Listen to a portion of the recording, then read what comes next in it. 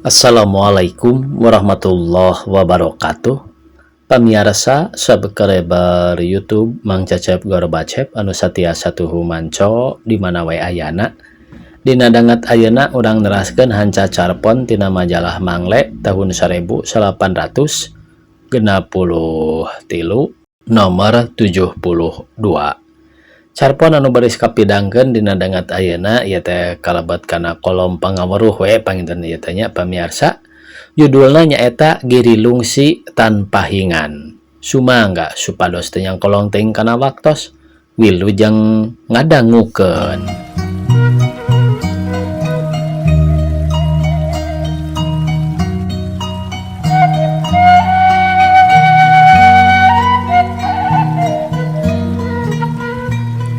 Kitu unggalna salah sawios mutiara anu aya dina paribasa karuhun urang. Mutiara anu luyu sareng dinamikana alam kiwari, alam bangsa Indonesia balik deui neangan kapribadianana sorangan. Nanging kapribadian urang teh sanes hiji badan badag anu puguh guruntulna, katara juru-juruna. Bang balikan urang Sunda sanes hiji sanes dua, nanging natrat ngendat mangrupi walungan sajarah kamekaran masyarakatna sorangan. Tika pungkur tuka kiwari urang kantun ngimpleng-ngimpleng lebah mana ngaitkeun pangaji diri di mana nancepkeun adag-adag nuluyu sareng cita-cita masyarakat Indonesia kiwari. Zaman nanjungna kaum ningrat pangpangna sabada urang kasosok ku pangaruh Mataram. Menak anu boga hak, rakyat anu boga kawajiban. Menak anu kudu dikawulaan, rakyat anu kudu ngawulaan. Menak anu kudu diugung-ugung, rakyat anu ngugung-ngugung. Menak anu disembah, rakyat anu nyembah. Pendekna antara menak jeung rakyat dipisahkeun ku hak sareng kawajiban. Sajarah zaman harita taya bentenna ti carita wayang anu ngalalakon sareng anu dicarioskeun teh wungkul golongan menak nu kumawasa, nu kawasa, nu boga hak, da rakyat mah meh tara, malah salaras nama henteu disebat-sebat, karaharjaan kamakmuran wungkul, jolna teh ti raja. Tur padahal raja katut menak nama tara macul tara dagang, wungkul ngandelkeun rakyat anu boga kawajiban ngawulaan teh. Pati hurip rakyat aya dina dampaleungeun raja, anu kajeun teu diajak nyarita asal disembah. Kitu alam pikiran harita. Pikeun jalma anu sadar tangtos antara menak sareng rakyat teh aya patalina anu teu tiasa leupas. Moal aya menak mun taya rakyat, nanging maju pesatna hiji masyarakat teh kulantaran aya jalma-jalma anu binangkit daek singkil gulung tangan ngatur kahirupan masyarakatna. Menak geus rupa daratan, menak geus lain manusia, lantaran getihna beda. Anak maung anu lumpuh tetep boga hak marentah ka anak embe anu jagjag. Nya timbul hiji reaksi anu bitu dina wujud paribasa giri lungsi tanpa hingan.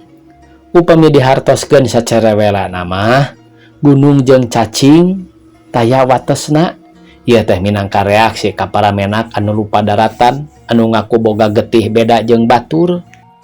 Menak jeung kuring taya watesna kabeh ge makhluk pangeran nu adil tara ngabeda-beda manusia. Keur barang brol dijurukeun sararea ge ukur bisa ceurik sarua pada buligir. Demi pangkat jeung pangarti eta mah kasampeur eukeurna hirup bari ngumbara di dunya. Menak soteh sanggeus jeneng, pinter soteh ku diajar. Paribasa giri lungsi tanpa hingan ngiberan bari ngingetan yen kangaraning manusia mah hakikatna sarua bae. Demi eta aya nu jadi rakyat, aya nu jadi menak, malah aya nu jadi raja pisan saukur pikeun kepentingan manusia hirup di dunya. Manusia anu ngedalkeun paribasa di luhur sadar yen ayana menak atanapi pamarentah jeung rakyat atanapi nu diparentah mangrupa hiji hal nu wajib tur perlu pikeun masyarakat. Tapi manehna nolak kana aturan anu ngabeda-beda martabat jalma. Ku jalan kumaha bae, jiwana ngancik dina dasar kamanusiaan, apal tur yakin kana hakikat manusia. Numawi eta paribasa teh moal tiasa ditampi ku jiwa feodalisme mah, ditampana wungkul kuno sadar kana kamanusiaan.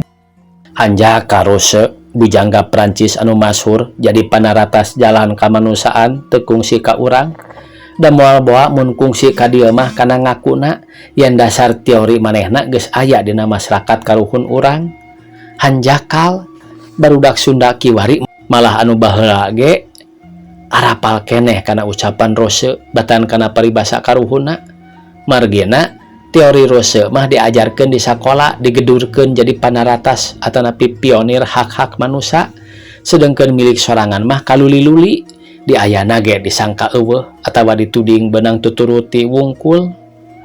Giri lungsi tanpa hingan kapungkur mah kantos laas margi matak nyentug kana manah para menak anu ngarasa bakal leungit kauntunganana upama rakyat disina nyahoeun yen manusia sarua bae.